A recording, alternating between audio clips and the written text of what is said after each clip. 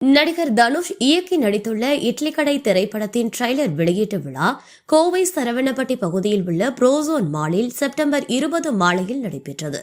இந்த நிகழ்ச்சியில் நடிகர் தனுஷ், நடிகை நித்யா மேனன், சத்யராஜ், பார்த்திபன், இசையமைப்பாளர் ஜி.வி. பிரகாஷ், பாடகி ஸ்வேதா மோகன், தயாரிப்பாளர் ஆகாஷ் பாஸ்கரன் உள்ளிட்ட பலரும் பங்கேற்றனர். வணிக வளாகத்தில் நடைபெற்றதால் 7000த்திற்கும் மேற்பட்ட பொதுமக்கள் உற்சாகமாக கலந்து கொண்டனர். ஆனால் அதிகமாக ரசிகர்கள் குவிந்ததால் கூட்ட நெரிசல் ஏற்பட்டது. பெண்கள், குழந்தைகள் சிக்கி தவித்தனர். இதில் 2 பெண்கள் மயக்கமடைந்து மருத்துவமனைக்கு அழைத்து செல்லப்பட்டனர். ரசிகர்கள் தடுப்புகளை தள்ளியதால் பரபரப்பு நிலவியது. பாதுகாப்பு பணியாளர்கள் சூழ்நிலையை கட்டுப்படுத்தினர்.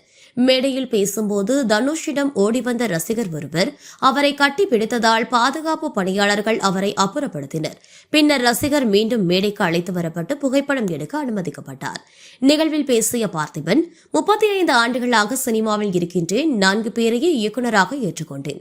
அதில் செல்வராகவன் எடுத்த 1000ல் ஒருவன் எனக்கு மிகவும் பிடித்த படம் என்றார். மேலும் 2026இல் நான் தான் சிஎம் என்று அரசியல் குறித்த கேள்விக்கு பதிலளித்தார். நடிகர் சத்யராஜ், தம்பி தனுஷுடன் நடிக்க ஆசை இருந்தது. இப்போது அது நிறைவேறியது.